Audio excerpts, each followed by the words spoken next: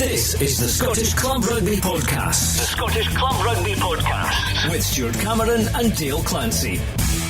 Hello and welcome to episode 20 of the Scottish Club Rugby podcast, and unfortunately the bad weather brought in by Storm Aisha had quite an impact on the fixture list, with only 7 of the 25 games going ahead, including 2 in the Premiership, 1 each in Nationals 1, 2 and 3, and a couple in National 4 was completed. So let's deal with those games right off the bat with Dale Clancy, who's here as usual on the programme, and we'll begin with the 2 games in the Premiership. Edinburgh, Accies 17, Kelso 17, and Hawick winning 28-0 at Musselburgh.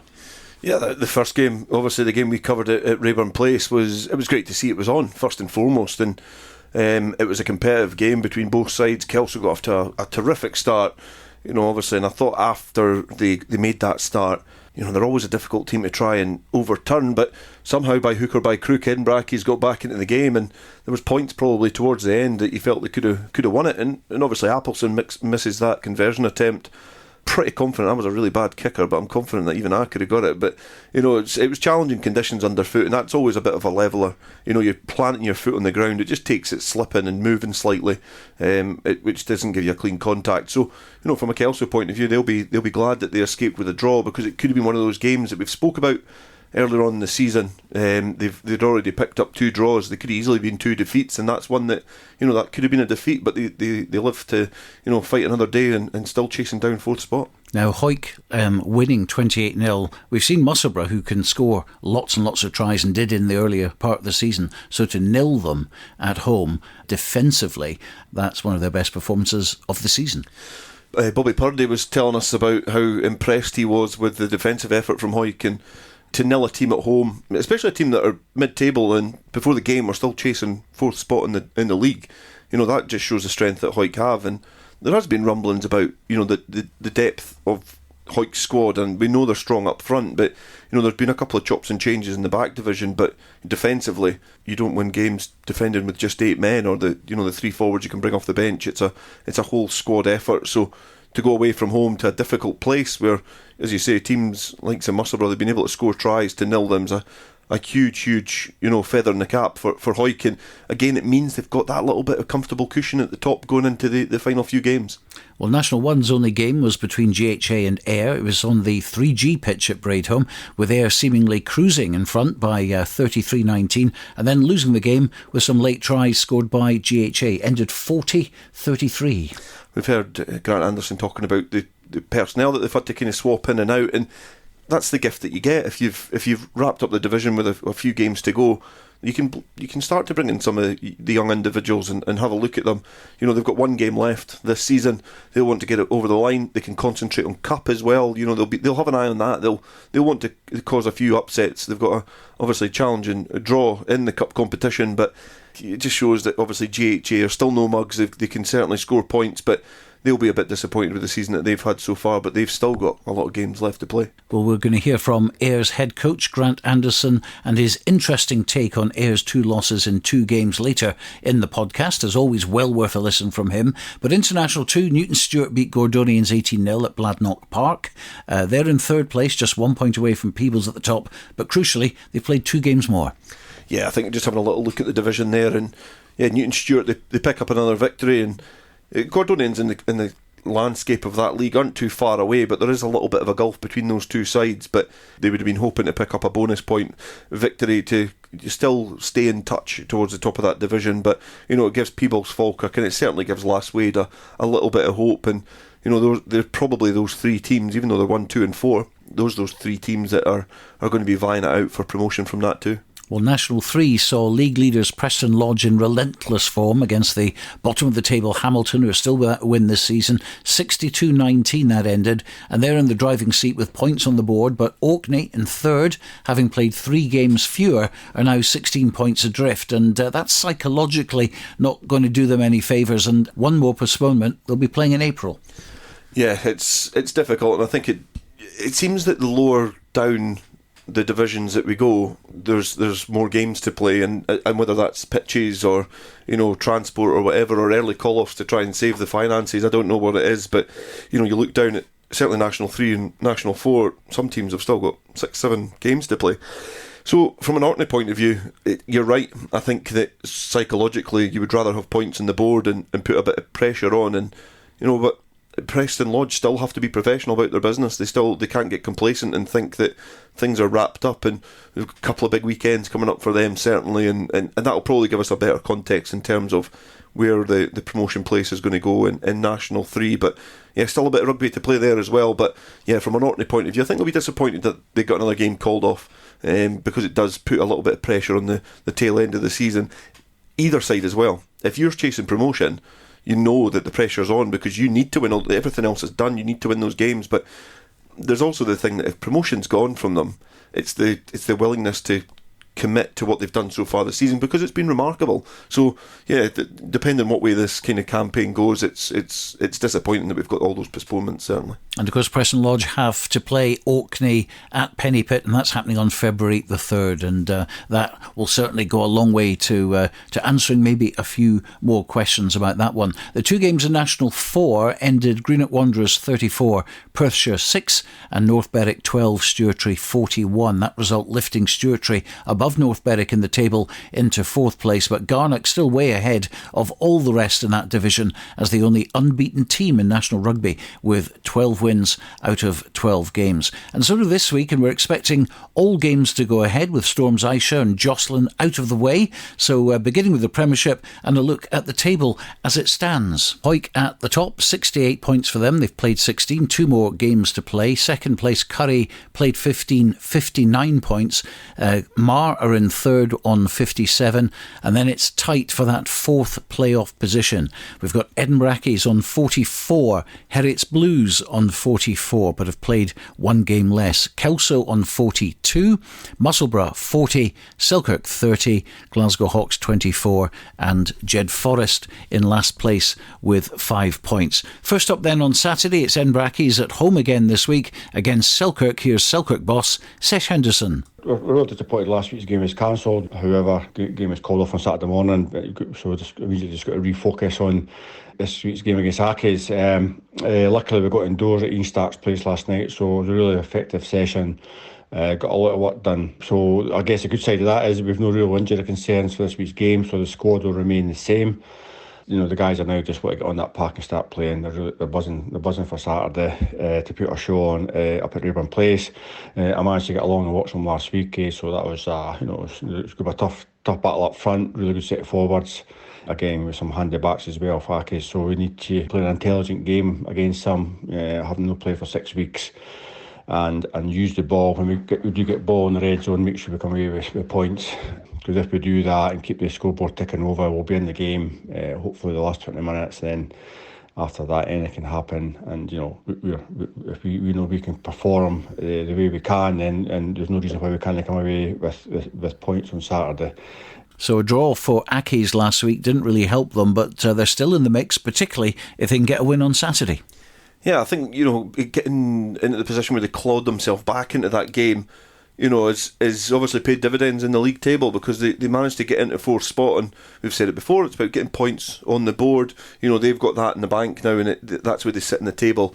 You would be a bit foolish to think that, with those games in hand that the other 2 teams having them, the positions won't change. But as you say, it's points on the board for Edinburgh Accies, and it was a game that they probably could have won, but they were really poor in the opening half hour. It took a while to for them to really get out their stall and cause any sort of issues for Kelso. Kelso were playing rugby in the right areas.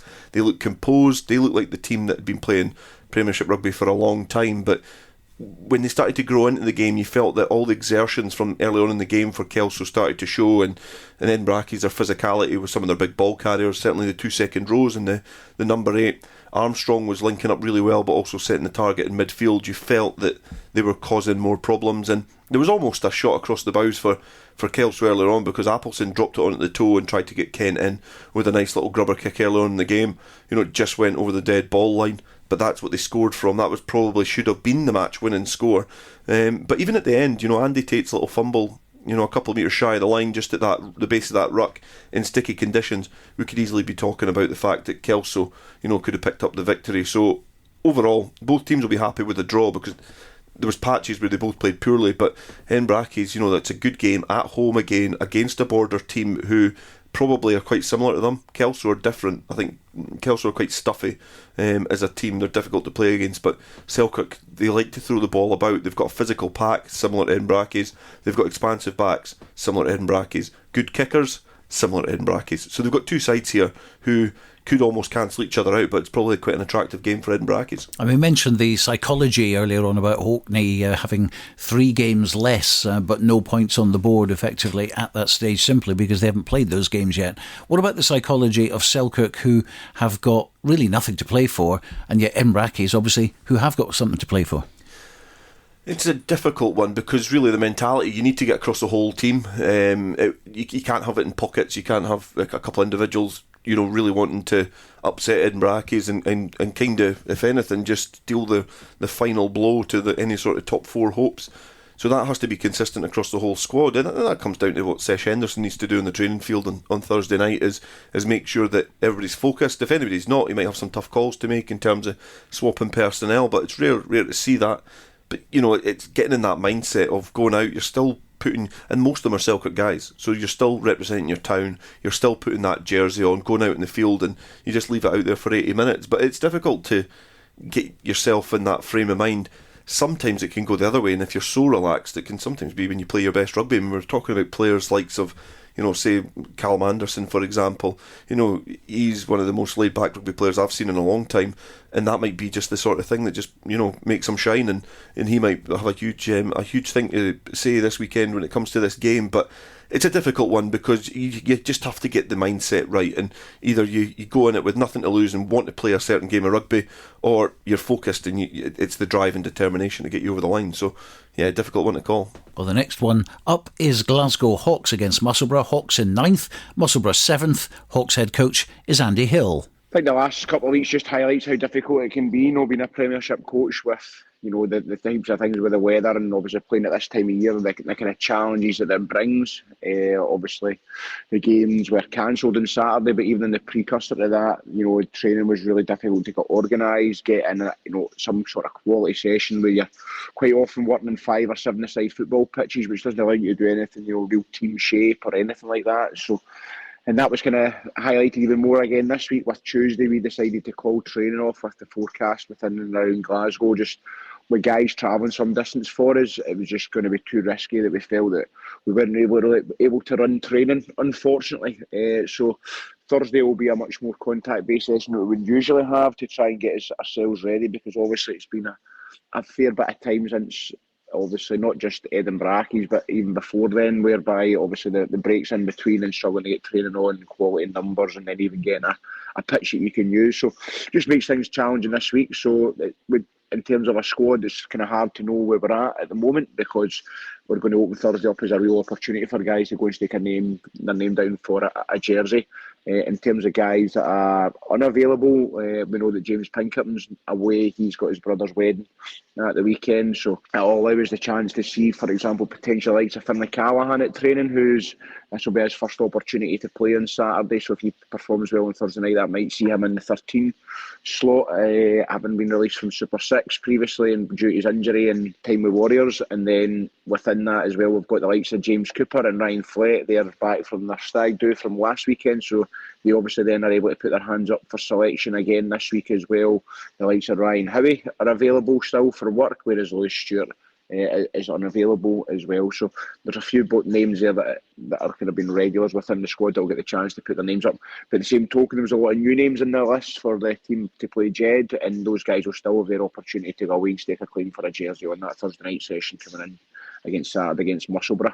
Musselburgh have obviously been going really well. They'll still have aspirations of the playoffs. They'll be desperate to obviously see this game as one that they should win, with us being second bottom, with us getting a draw the last time through at Musselburgh as well in the last play of the game. So it's going to be a close game. It normally is when we've played Musselburgh in the past. So it'll be an interesting one to see who comes out on the better side. Musselburgh are kind of, they can take rugby back to real basics, whereby they're looking at guys that are running hard, coming around the corner with some big lumps they can try and stop. So we know what's going to be coming this weekend, but it's easy enough knowing what's coming and actually being able to stop it, and that's what we need to look at trying doing on Saturday, and it can't afford to be, the game we had against Edinburgh, whereby we give them 40 minutes of a head start and then we're trying to chase down a scoreline. So that's going to be the big focus this week, to get a good start as well. The Hawks have played just 14 games this season, the least number in the Premiership, and it's been a tough old season for them, really, isn't it? Yeah, I just always think back to, obviously, the conversations that they had at the start, which I found really enlightening about, the difficulties that they have, raising a team every season. And I don't mean raising a team as in struggling for players, but they almost have to reinvent themselves, and they just never really got out of the starting blocks at all this season. And you just felt they were always chasing after that, because they've always been towards the top, and if anything they've got to about the halfway point. There's still been hope of getting in the playoffs, and then they've fallen away slightly. And I think it's been one of those seasons that, because they've not really been in contention for most of it, there's been a lot of players in and out of the squad, and they've had to chop and change. But on the flip side of that, Musselburgh have been a side that probably surprised us for the first 13 games of the season. They were there or thereabouts, and they're another team that's perhaps just hit a little bit of a patch where they've got some indifferent form, which has meant that they've opened the door for Kelso, Heriot and Edinburgh Accies to steal a march. So in context of this weekend, Glasgow Hawks in 9th, Musselburgh in 7th, it's probably one of those games that, in the context of what's going on in this division, it'll probably one of those games that I'll look at the results last. Our featured commentary game is Heriot's Blues versus Hawick. Hawick would secure a home playoff with a win, and do Kelso and Accies a bit of a favour too, who don't want Heriot's Blues to get anything out of the game. But from a Heriot's Blues perspective, a result over Hawick, and they cement their position as favourite for the 4th playoff spot. Let's hear from Green's head coach, Matty Douglas. Probably looking back to last weekend to start with, extremely pleased with the performance. I think the kind of challenges we had to deal with leading up to 2 weeks of training inside, and coming off the back of a reasonably good performance at Milani. I think there was a few things we didn't quite get right, and there was a lot of things given at the players that we needed to improve on. And for me, Saturday past was one of the best performances, if not the best performance so far this season. I thought we were clinical for the first whistle, and that takes nothing away from Musselburgh.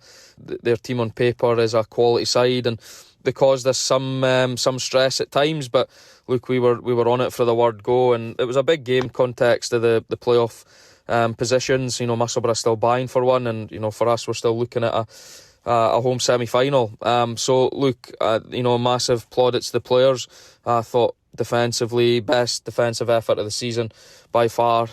Just the energy for 1 to 20 to get off the line and keep making tackles on a pitch that was really soft. We played with a win first half, 21-0 up at the break. Real positive chat, and then we go up the hill in the second half, and a lot of people will know going up the hill at Musselburgh into the wind is a tough task, and it was 7-0 to us in that second half, and just really pleasing. Massive credit to the players, and the challenge was to fix the little pieces that we didn't quite get right at Milani, and we did. And this week it's just about backing it up. It's a tough trip to Golden Acre this weekend. I think in context of their season, this is a huge game for them, playoffs, etc. But for us, we've got targets and we've got things that we want to achieve, and a home semi-final is one of them. So we know what it'll take this weekend to try and achieve that. So it's a big game in both teams' season. And for us, it's just about continuing to put a performance in and trying to get a result. Really happy with last week, where we are at the end of the season. We want to be starting to hit a bit of form, and look, we can go to Golden Acre with a lot of confidence, but that takes none away from Heriot. They're a quality side, a team that play width to width, some exciting players in there, a lot of boys back for Super 6, so it's going to be tough. We're going to have to front up, and said it last season, we've struggled at Golden Acre. Season's gone by, and this week we need to be on it again. And in terms of if we want to get a result squad-wise, this week Ross Graham is unavailable, so it'll give an opportunity to somebody to come in there. Fraser Wilson will be unavailable, but on a personal note for him, getting selected for the 20s, chuffed to bits for him, a massive honour. He's worked extremely hard since joining us from Gala. It was a big decision for him at the start of the season to come across to Mansfield, and look, he is one of the first names on the team sheet, so we're extremely happy for him, and also Hector Patterson, who made the squad.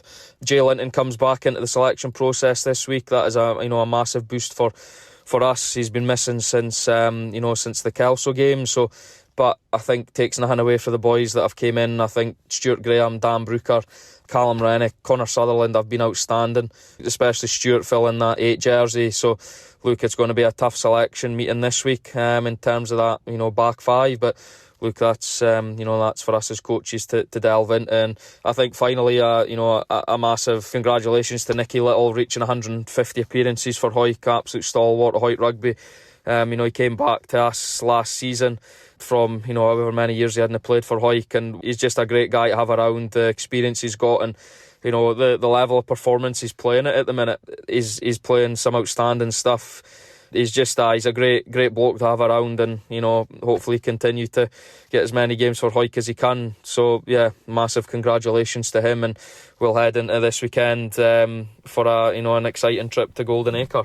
And we'll add our own congratulations to Nicky Little. He's some stalwart, some service he's put into Hawick. Yeah, he definitely has. And, we're forgetting that he's had a little bit of time out of the game. He's also played for Melrose. So, to get 150 games for your hometown club just shows you, his appetite for wanting to represent his, his beloved side. So, it's great that clubs now are obviously honouring and recognising the efforts of players and putting the caps beside their names, because I think that's a really good driver for some of these young individuals to aim for. Well, this game, both teams have a lot to play for. Hawick obviously can, as I say, secure that home semi-final in the playoffs, but for Heriot's Blues as well to get something out of this game, absolutely vital for them. Yeah, there's a lot riding on this one, I think, and it's probably one of those ones which is equally as difficult to call, because Hawick have been in brilliant form, but we always said that the last 3 games for them were going to be difficult. Obviously they've overcome one of those obstacles where a few weeks ago we thought would probably be more challenging. So Musselburgh have already been swept aside, and then to travel to Golden Acre, it's a more difficult task, you feel, for 2 reasons. Heriot's themselves are higher up the league, and also they've got a little bit more of a realistic opportunity of getting in those playoffs and potentially playing Hawick again. So there's a lot to grasp for Heriot's, but Hawick are a solid side. I think the return of Jay Linton's a huge thing. That is a big ball carrier for them, but you do look down the Heriot side, and it was because obviously Matty Douglas was alluding to players to return, but a lot of players with good experience in there. Listed last weekend, Graham Wilson was meant to be playing scrum half. He's been at Heriot's for I think about 425 years, but he's been there for a long time. Keogh in the second row is a really big ball carrier. He's got Super 6 experience. Struan Cessford in the front row, and then young Luke Townsend as well at fly half. They've got a lot of really good players. Ross Jones I think was listed as outside centre as well, so they do have a really talented team. Any given day at home in the right conditions, they could pose an upset, and I think that's what makes this game really intriguing, is because it's at Golden Acre. Matty Douglas has already said they've not got a good history of going there. That puts doubt in the Hawick's players' minds. So it's about mentality, about mindset, and Hawick, as you say, can secure that home playoff if they get the victory. And you mentioned Ross Jones. Did he play Sevens rugby for Wales? Yes, he did. That's a great fact there. But yeah, he was a Welsh Sevens representative, and obviously he's came up to Heriot's, and he's represented them in the sprint in the Super Series as well for a while. Plays fly half, and obviously can slot in at fullback, and I think being utilised in the centre as well. So really skillful, good boot, good direction with the ball, good game management. So to have a player like that back in the squad is a huge asset to them. Well, next up it's Kelso against Curry. Curry comfortably won earlier in the season, but this game's being played at Poynter Park, a very different Kelso side as well. Director of Rugby at Kelso is Neil Hinnigan. Should be a good sized crowd, a good atmosphere, and we've had a good run at home lately. We've performed pretty well at most matches, and we're looking to do that again. Curry will be coming down hungry for the points to chase Hawick down and also secure their home semi-final in the playoffs. So ourselves, we're looking to keep up a bit of pace with the likes of Heriots and Ackies to try and get that 4th spot if we can.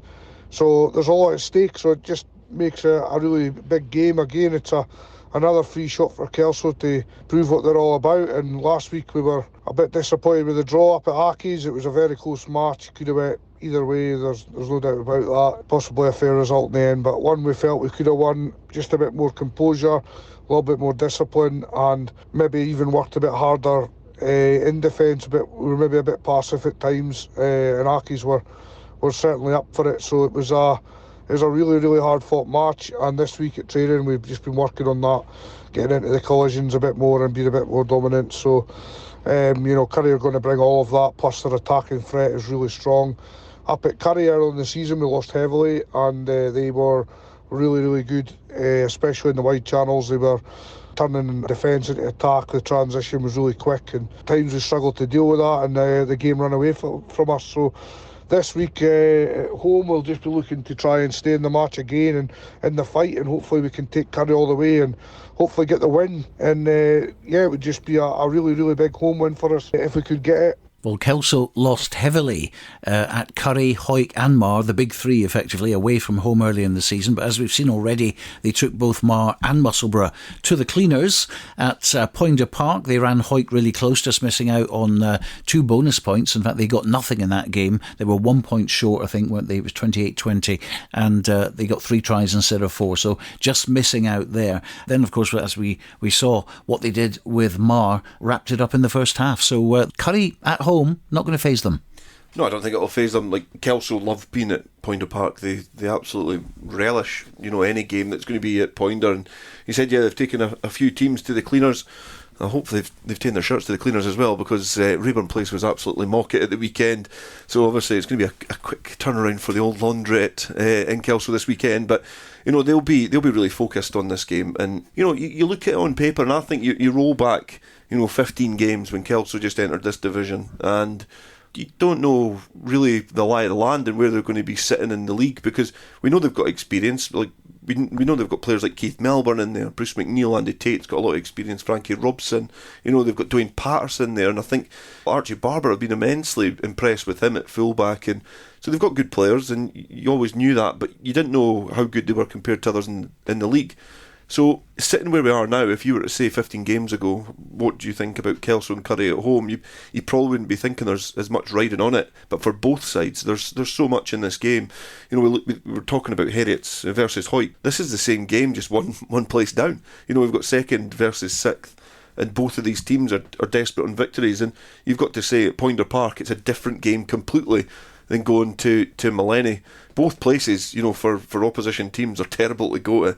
But I think Kelso at this stage in the season, with a lot riding on it, there's a lot to get up for this occasion. Well, finally in the Premiership, it's Marr against Jedforest. We can hear from both camps now. Davy Grieve from Jedforest, and first Marr head coach Kenny Diffenthal. Another weekend without any rugby. Guys are desperate to get some rugby under the belt. Boys have been working really hard at training, so let's hope this week the weather lets up a bit so we can actually get some rugby played at Fullerton.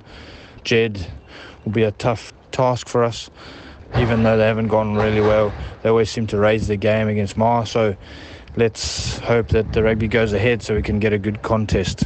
So last Saturday, our game at home against Hawks was called off. This week we're up to Marr, which is probably one of the toughest away grounds in the country. Squad-wise, we've had a few call-offs already.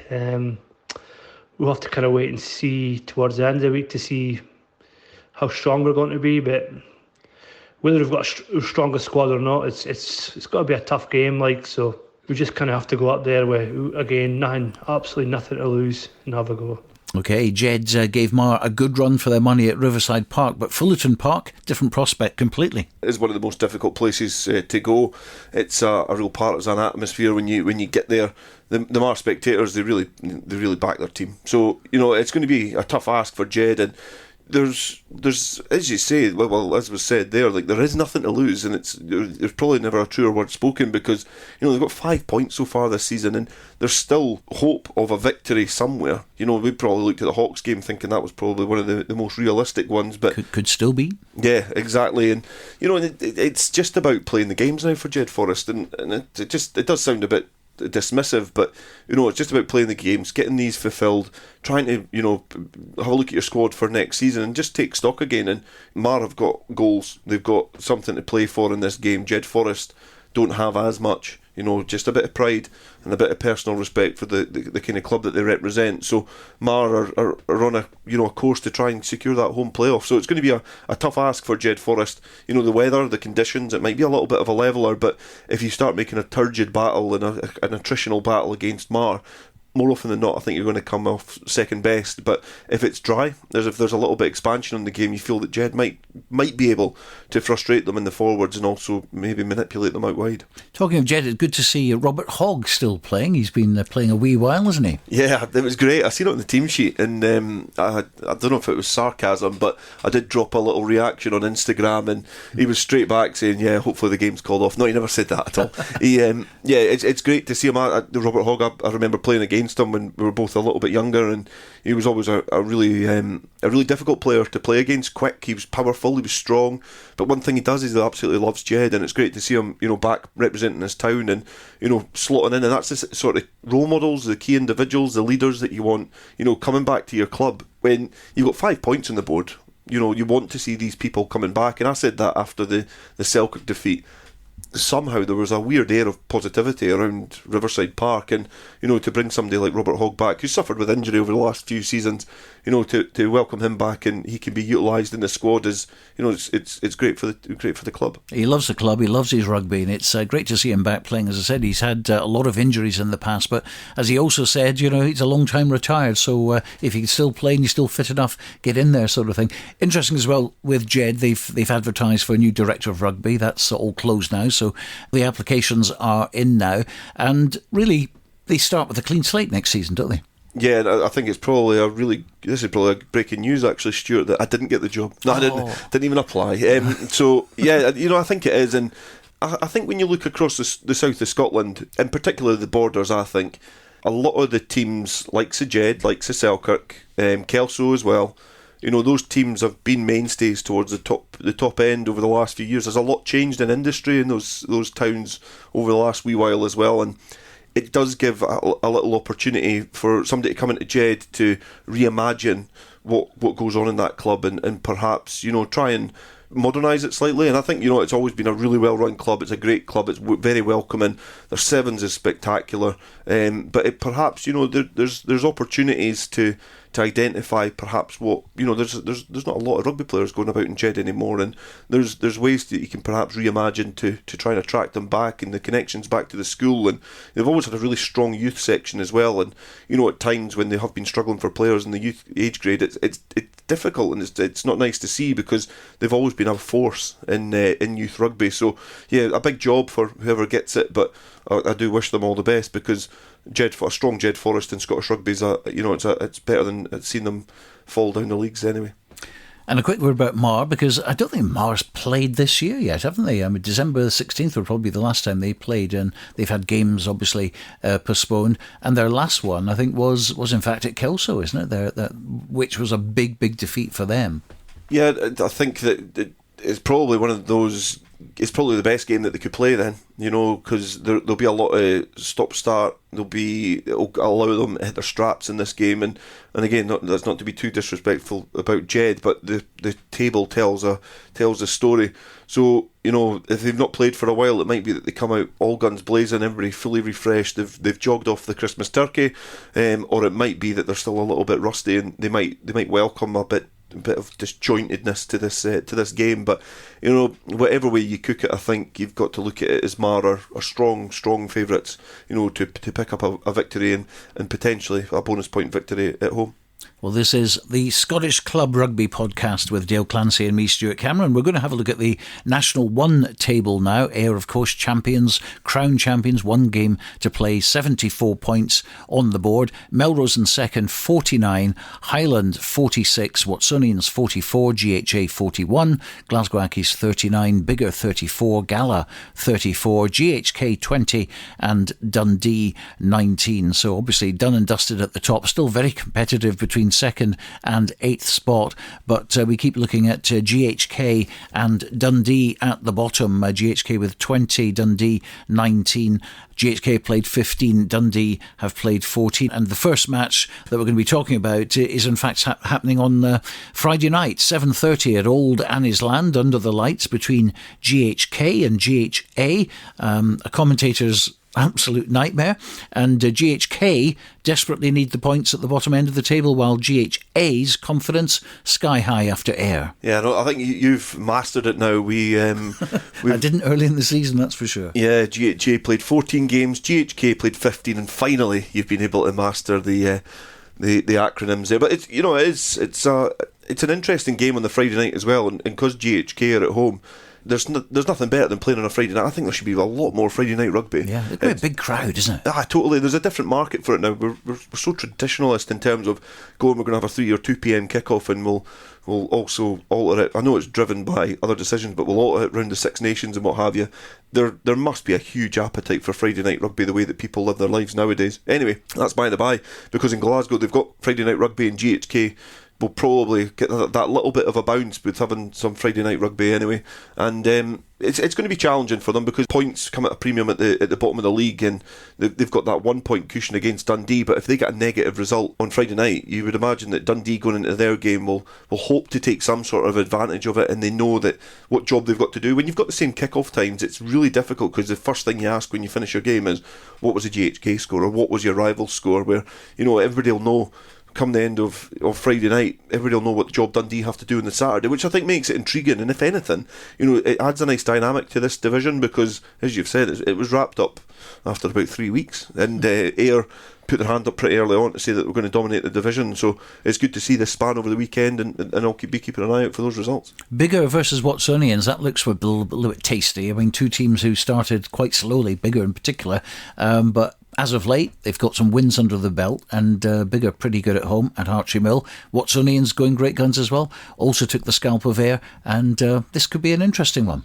Yeah, I think Biggar being at home, obviously, it gives them a nice advantage. They're like Kelso, they love playing at Hartree Mill. So, yeah, their squad's slightly changed over the last few weeks as well. I think they've got that focus on next year and trying to reshuffle and try some new things. But pretty much in every other game in this division, we're almost starting to guess about how they're preparing for next year. And I think both these squads are the same.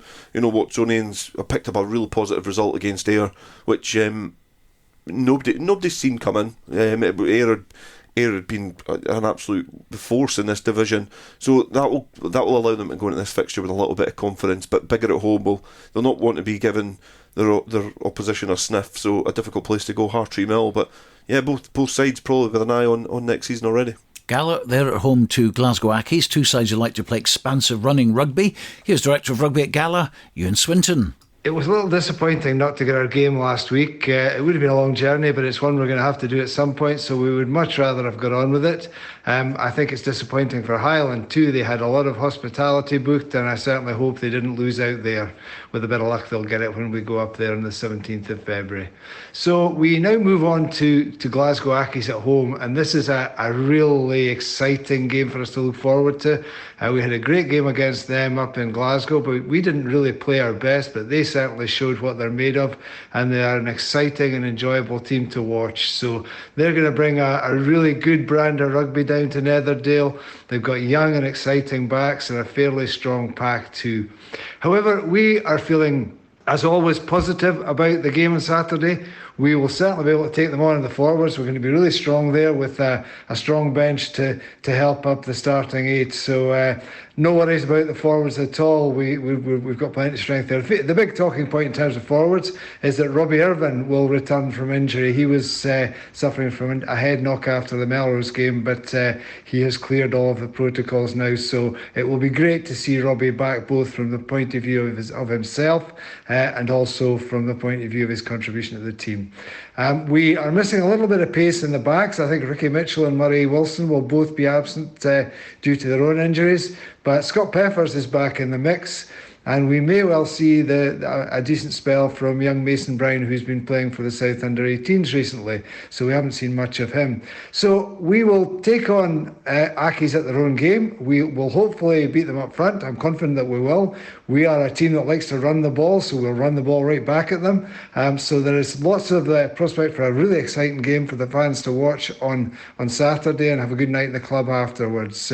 Glasgow Hawks have made a name for themselves. They are a good team. They are very well coached, they're very well led, so they'll be hugely welcome visitors to Netherdale on Saturday, and we're looking forward to a really good game to get us all back on track. Gala 4 games without a win, including that Waverley Cup, but parts of their game has actually been pretty good, and the return of Robbie Irvine a big plus there. Yeah, Gala, they've just had such a turbulent season. It's been up and down for them so far, and they've obviously hit this little bit of form where they've not been able to pick up as many victories as they perhaps hoped. But what it has shown is that they're scoring points. They're being able to ask questions of the opposition, and this is probably one of those games that will be quite favourable for them, because they've already alluded to it. Ewan Swinton did there in terms of like Glasgow Hawks have set their stall out pretty early on this season, showing how competitive they can be.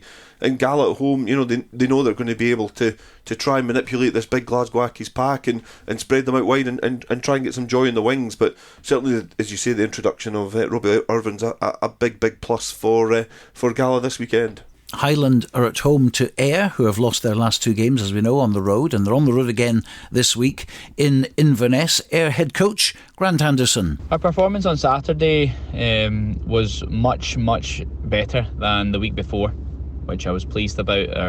Our focus was, reacting to that performance, obviously dealing with, the personnel that I was able to select from, and obviously ongoing injuries. But we had set ourselves a target of performing much better than we did. And my mindset has always been, if we do things right, nail the basic skills, from the first to the 80th minute, then, certainly this season we've fallen on the right side of that. Unfortunately for us, we did a lot of those basic skills for about 64 minutes. And then those last kind of 15-16, we ended up getting a yellow card, which impacted us. And then I think in the last 12 minutes, everything that could have went wrong. We were sitting at 33-19 up before the yellow card. GHA knocking on the door, but I felt at that point we were quite comfy, although they were threatening when with ball in hand. And again, our game was moved to the 4G, and when you miss a first up hit on the 4G, then it actually has a much bigger impact than it does on the grass. I think mentality wise, but also just the momentum from the surface. Someone bounces back up with the ball, and then they're in behind, and then you've got boys committing when they didn't initially need to commit, and then again, because some boys are still going high, you've got 2 guys making 1 hit, so potentially you've lost 3 defenders to that one phase of attack, which for us we know is 15 to 20 metres of space somewhere else on the pitch. So these are all elements that we look at within our defensive system, but for those last 15 minutes we just didn't get it right. Too many boys missing tackles, and whether that was due to fatigue or being a man down or focus, or perhaps maybe we thought we were home and dry at 33-19.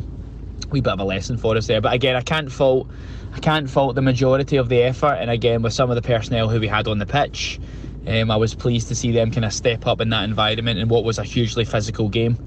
Our game at Mowbray had been quite physical, and I felt that one as well on Saturday was a physical game. And I felt we dealt well with that. A particular mention, I would say, Jake Shearer, who played 18-year-old, who played loosehead for us. He had a fantastic game. And it's the best I've seen him scrummage, and I think all the work that he's been doing in with the 20s and the 18s and uni rugby as well, he's been here, there and everywhere this season, and a bit of work with the Bulls, that all kind of came to fruition on Saturday, and he really performed fantastically. So I was really pleased to see that, but ultimately we've lost that game and have no one to blame but ourselves. All credit to Fozzie and GHA. They did kind of, again, what we thought they were going to do. They disrupted their line out quite a bit. Their second row was quite effective in that regard, and they made it a kind of gritty game. So that was a wee bit frustrating. We didn't train on Tuesday just because of the weather has been horrendous, as I'm sure most other teams maybe didn't as well. And then we've done a review. Boys have had individual feedback that was quite scathing, let's say. And that's all part of the process of learning, rather than, having a personal attack on someone. And I'm looking for players that are really resilient and keen to keen to talk about what they've not done well rather than, did you see my pass or step or whatever it is. I'm not really interested in those positives. I'll highlight them, but at the same time move on very quickly. I'm more interested in what we could have done better under pressure in certain situations as we build forward into next season, because we're going to come under more pressure and those moments are going to be far less, so we need to make sure that we can execute at those points. So lots of boys have been really, really receptive to that feedback. It's new for some boys and they're still adjusting, but again, we want to provide as professional an environment as we can. That kind of environment then breeds professional players, so we know how that works. Certainly, our strength and conditioner, had a discussion with them, quite an in-depth discussion, and it's interesting because we've probably seen a wee bit of a drop-off in terms of our intensity, and I think that's partly due to our injuries, but we have actually played 2 or in some cases 3 more games than any other team. So we are starting to see a wee bit of a drop-off in fatigue or focus, and again, I'm not the type of person to let my players just relax and think, we've won, the job's done, let's do what we want. Absolutely not. However, I am aware that human nature does kick in at points, and the difference between diving for a try-saving tackle or letting that person score because we know it doesn't really have a massive impact on our season, I don't know if that's crept in a little bit. I'm not going to say it has and I'm not going to say it hasn't, but I'm putting that out there. You can make up your own mind. I know some people have.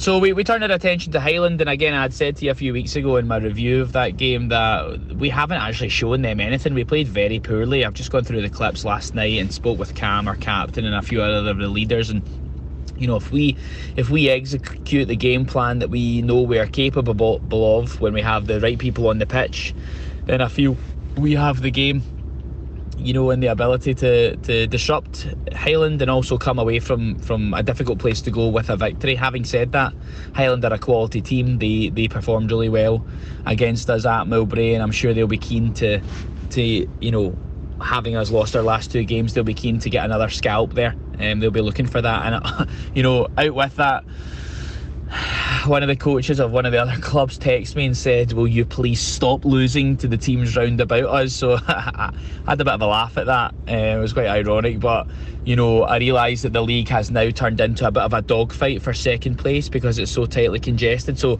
albeit the opportunity of promotion might have gone, but there is still a lot to play for in that league in terms of where you finish, and then I suppose teams will be looking to build on into next year. So we're well aware of that. We'll do what we need to do on Thursday night to get ourselves in the right mindset, and we'll head up there on Saturday and look to finish off our league campaign in a positive fashion.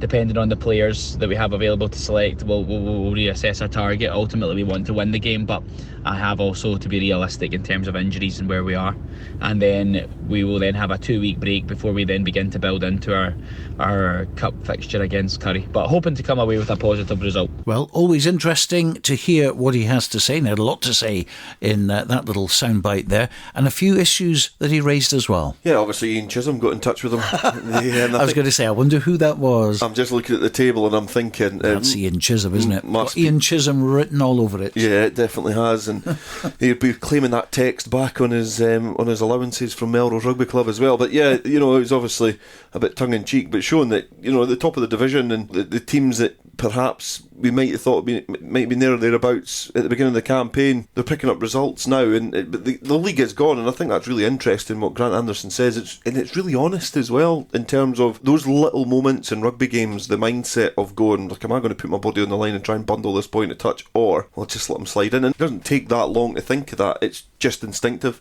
So obviously they've played a few games more than other teams, which I think come cup competition might be a good thing. Give them a chance to try and refresh their squad and get those players back, but also it's the drive, which I don't think they'll want now. They'll want one good performance against Highland to bounce into the cup competition, but obviously there's a few elements that there's things that play into that, and you just see how professional their outfit is. And obviously they got beat off GHA. Callum Forrester, ex-Ayr head coach as well, will be well in tune of what to expect from Ayr. So there's little battles within the wars and the divisions. Yeah, he did mention a few weeks ago that he had his own little target for the year, and he wasn't going to mention it because it's between him and the players. I think that target was 80, and I think if they win their last game of Highland, he's going to be one short, 79. whatever the target was, I think realistically they keep that squad that they've had throughout the whole season. They go unbeaten. They do.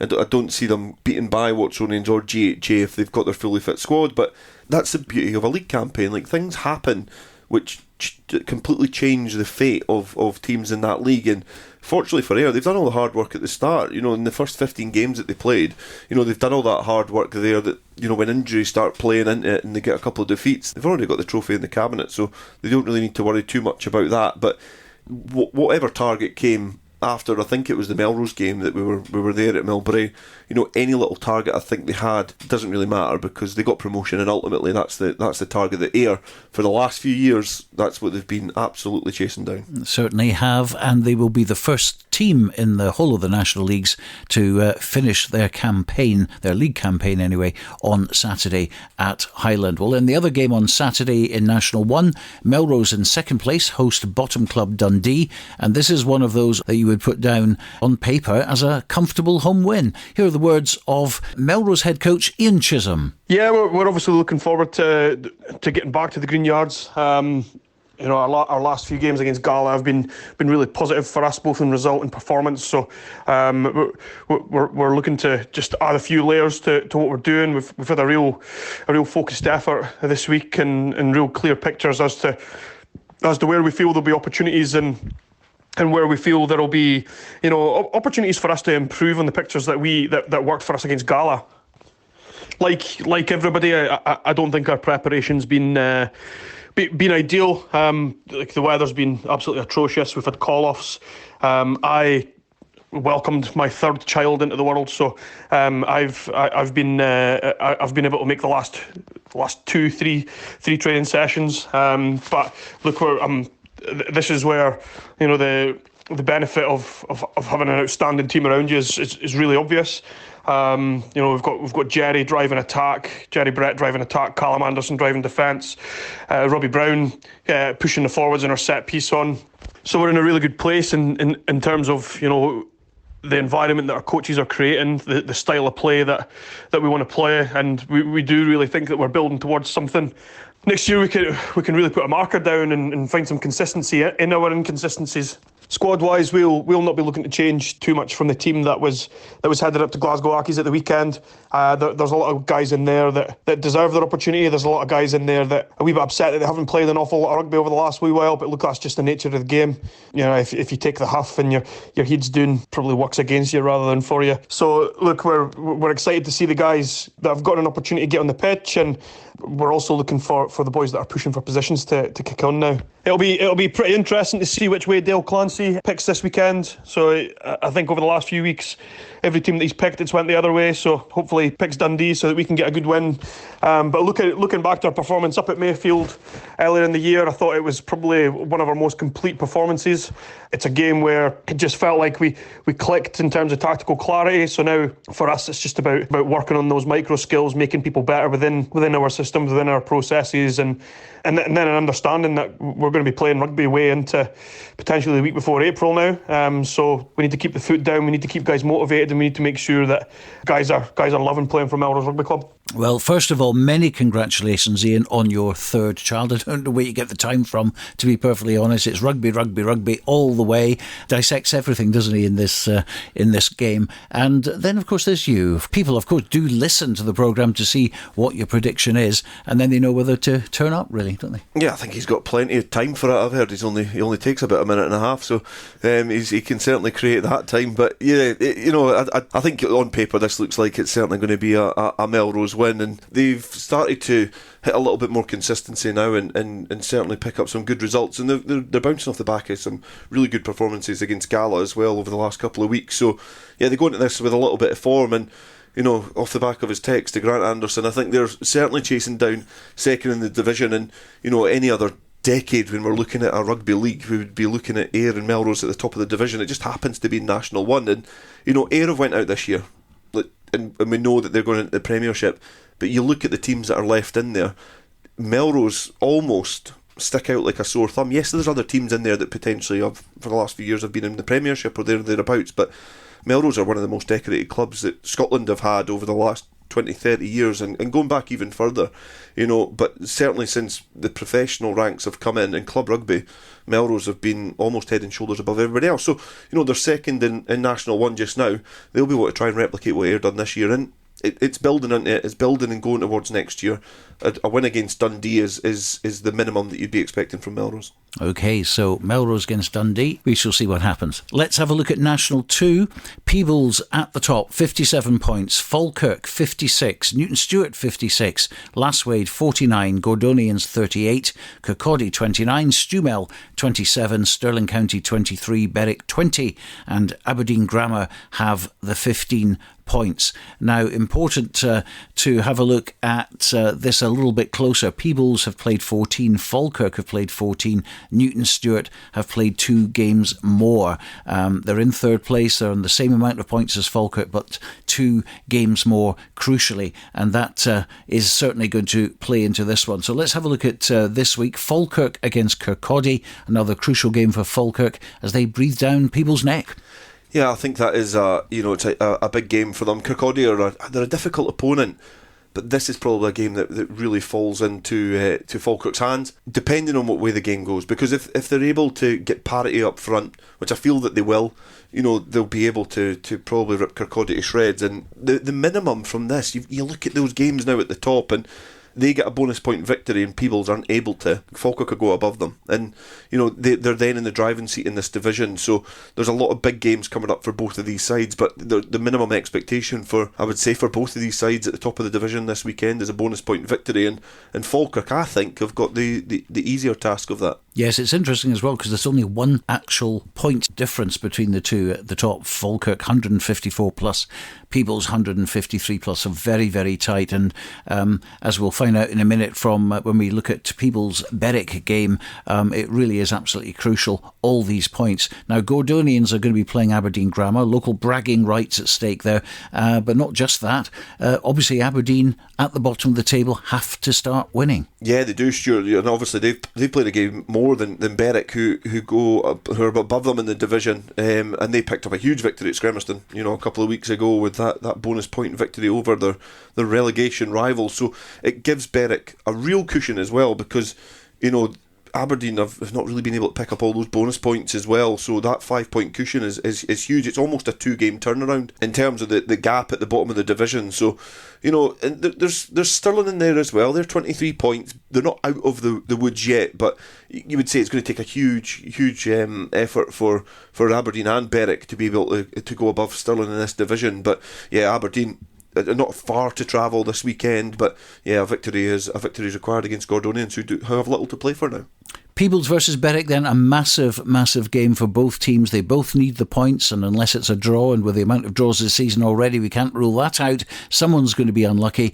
We can hear from both sides now. Berwick's forwards coach Paul Pringle, and first Peebles head coach Graham Patterson. Now, we had the success down there, especially in this first half. Our performance in that first half down at Scremerston was really quite powerful and quite pleasing to see, the way we strung things together and the way we put a number of good passages of play, and really did kind of take the game by the scruff of the neck in that first half, and probably sealed the victory before half time, although Berwick did come back into the game quite a bit in that second half and showed their kind of real focus on their physicality and a couple of threats behind the scrum as well, where they tried to play a lot through there, or at least get the ball to them as often as possible, seeing them as the real sort of targets for us to neutralise.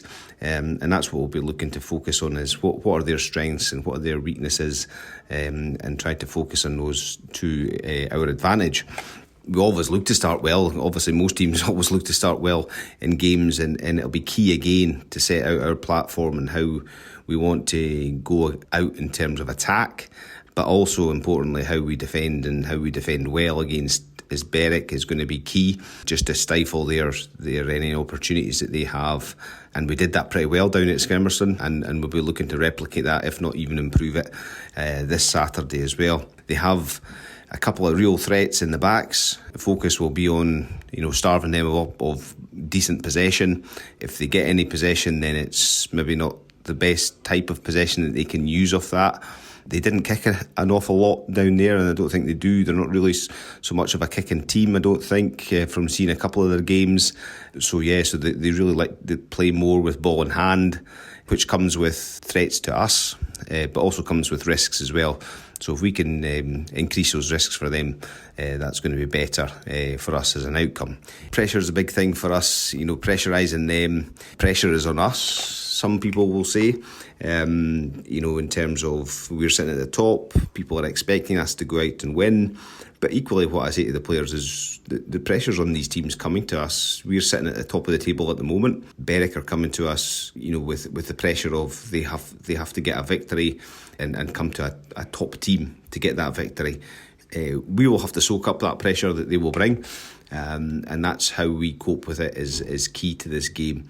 Yes, we have quite a few youngsters in that team, but we also have a lot of experience, particularly in the forwards, which is where a lot of the time the pressure is exerted. And I'd like to think that we have a good number of players in there with a lot of experience of dealing with any sort of high pressure situations, and we'll come out of those looking at least better than the opposition, and that's what we're looking to achieve. A couple of guys that are away with work, Kenny Clyde and Rowan McKeever, they work offshore, so they're away this week. Callum McRobert as well is still going through his return to play protocols after a concussion. So those three guys are missing this week, but it gives opportunities and chances for other players. Scott Lawson comes into the squad, the back row. He's been hungry and looking better and better. He's had a consistent run at training, and Hamish Bell slots back into the second row as well, which he's played plenty of games for us this season, so there's no real drop off in terms of what we're looking to get out of our players. The back line is very settled, no anticipated changes at all, which is a real positive. And this is our last home league game, so there's a real confidence that we can go out and deliver a good performance to end that side of the league programme and give our members and supporters and ourselves a real result based on a really, really positive performance from the team, with some individuals in there I'm no doubt will feature highly in the gameplay, but ultimately what we're looking for is that team performance that will stand us in good stead for achieving our goal. Our game against Kirkcaldy was postponed due to the pitch conditions. Really frustrating. We kind of thought we had a chance of getting this match on. Ian McAree, our groundsman, done a great job in trying to get it ready. Unfortunately, Friday afternoon we had winds down at Scremerson, which generally happens most of the year round, but it just didn't take the chill off the pitch, so there was still some frozen sections down that stand side, so it was the right decision, but bitterly disappointing as we wanted to really continue on that momentum from the Aberdeen game. So that game was postponed. This week we've got a really, really difficult tie. We're under no illusions. Going away to Peebles, who it's great to see them up at the top there, fighting for promotion, but to be honest, we're pretty selfish with these things. We'll only be looking inward at this. We want to go up, get a result. We're not sitting looking at the kind of the 3 home games thinking, right, that's what we're targeting. It's every game. We had a really good battle with them earlier in the season. Unfortunately, we kind of dropped away in that match. So we would like to think we'll be able to put that right, but we'll give it our best shot, and we'll see what we can come away with. In terms of team selection this week, so we do still have a couple of unavailable players. Echo, our big second row, damaged his shoulder in the game against Aberdeen, so he's going to be out at least for another week, if not more. We have some players still away skiing, so that's a bit frustrating, but these things happen in the amateur game. It does create a few opportunities for lads coming in, so it's likely Duncan Horsburgh will be involved, Big Carl Gullen will step back up from the 2s and he'll be involved in the squad. And the majority will be regular appearances from the guys that are there, so there'll be some changes in the back line. Aidan Rosey will move back to centre, but that to me is not a bad thing. Aidan's probably one of our most dangerous players. I say it week in, week out, and when he's on form, he causes defences a lot of issues, so it'll be great to see him get a little bit more ball and what he can do with it. The Kites is a wide pitch built for running rugby, and I'm not sure how the rain will have impacted it, but there is plenty of space there, so we'll be certainly looking to exploit that. And the way Jack Webster's been playing, the last few games, the variety he's bringing to our game is brilliant. So just keen to get a game. That's it. It's getting to that stage now. It's very hard to keep your numbers up when there's no games at the weekend. Ultimately, that's the reward that you offer them for training.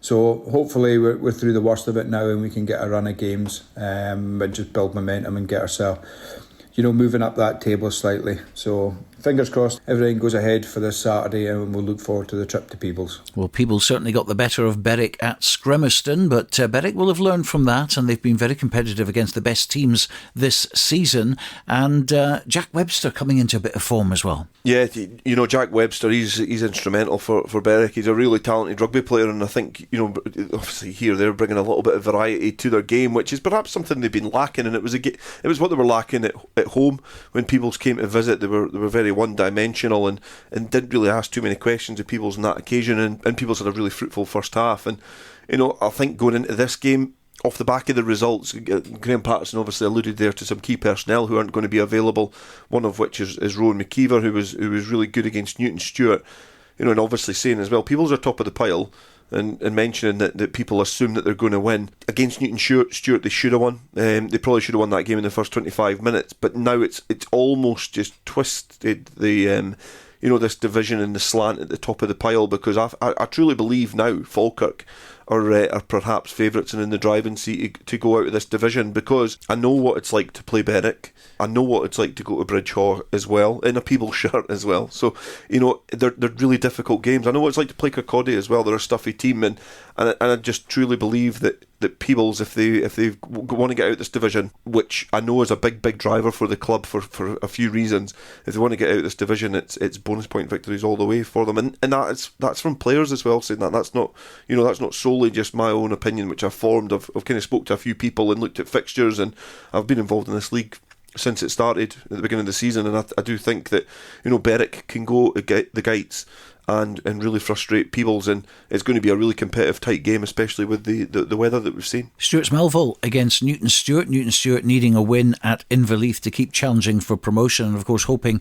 that Peebles and Falkirk slip up. Yeah, this is a game that's really interesting, because I think Newton Stewart last weekend on the road, they picked up a victory. It obviously didn't concede as well, but they only scored 18 points, and Stuart's Melville are a completely different side to Gordonians. So to travel to Inverleith is going to be a big ask, but Newton Stewart have to leave there with 5 points, and that's the minimum that they need to leave with. Realistically, I don't think the teams round about them are all going to slip up. It's the same kind of question that we had about the other divisions, about other teams bypassing, and certainly this one, thinking about Aberdeen and Berwick getting above Stirling County, I don't think it's going to happen the other way. I don't see all those teams falling away in the last few weeks. So Newton Stewart, they need to pick up 5 points, but I think in the context of things, perhaps it's not as big a game as the league table perhaps suggests.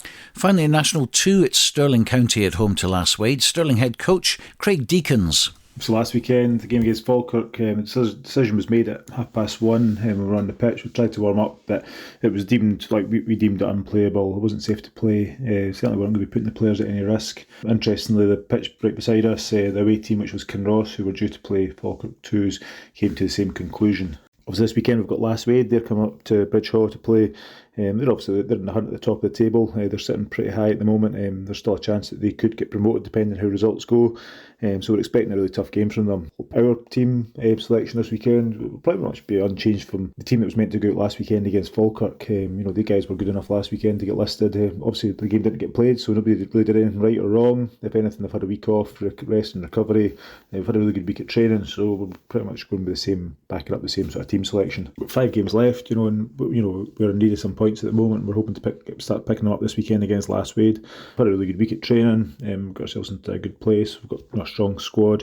So we're hoping this weekend when Lasswade come up to Bridgehaw that they're going to get a tough game. Lasswade still have something to play for, no doubt about that, relying on slip-ups ahead of them though, which did happen a couple of weeks ago. So if they keep on winning, that puts pressure on Peebles, Falkirk and Newton Stewart as well. Yeah, you could probably look at this umpteen different ways, but say for example Berwick pick up a result at the Gates this weekend, Lasswade then know they have to beat Falkirk in a few weeks' time, so there's still a lot riding in this division, a lot still to go, but then that's equally said about the likes of Falkirk. They could take advantage of a Peebles slip up, and Peebles, they might benefit from a low-scoring game between Lasswade and Falkirk. So, there's a lot of twists and turns in this division left to go, but Lasswade are still in the hunt for it. I think they'll be fully focused knowing that there's still a promotion chance from this division for them. National 3 then, here is the table as it stands. Preston Lodge at the top, 68 points, played 15. Howe Fife creeping into second place now because Orkney haven't played